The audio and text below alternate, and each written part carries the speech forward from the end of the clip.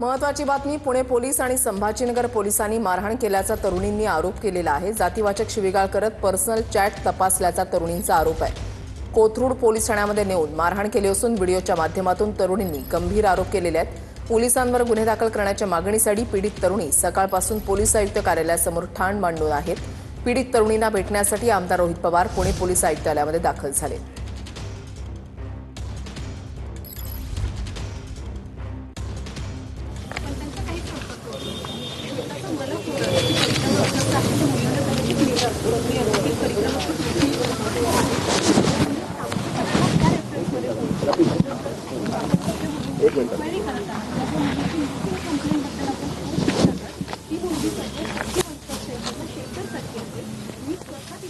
पीडित तरुणींसमोर आमदार रोहित पवारांचा संवाद सध्या सुरू आहे। जातीवाचक शिवीगाळ पोलिसांकडून करण्यात आली असा आरोप पीडित तरुणींकडून केला जातोय। कोथरूड पोलीस ठाण्यामध्ये तक्रार नोंदवून घ्यावी यासाठी पीडितेंची मागणी आहे।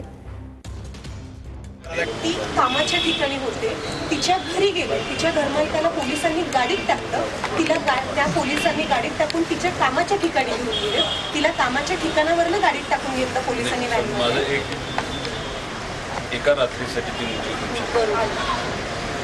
तुमची तिची काही ओळख नाही, फक्त तिला मदत करण्यासाठी तुम्ही तिला आणि आपण मदत करत असतो, म्हणजे तिचा फोन हा ट्रॅक केला जातो असं ती म्हणत होती।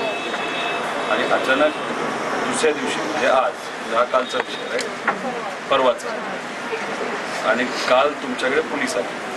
एक तारखेला पोलीस आले, ती गेली 12 वाजता, ती 31ला रात्री आली,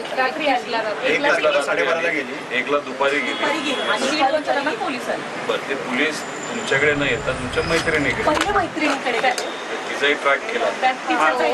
आल्यावर पहिला फोन एनजीओ म्हणून सोशल वर्कर म्हणून केले ना 2-4 फोन ते ट्रॅक केले, त्यात तिचा पण नंबर फोन ट्रॅक केला। तिला पहिलं उचललं तिकडलं, तिच्या कामाच्या तिच्या सगळे एम्प्लॉईज आणि परिवारांच्या समोर तिला पोलिसांच्या गाडीत सोबत शिक्षक होते, इतर कर्मचारी होते, त्यांच्या समोर तिला उचलून गेले, त्यांनी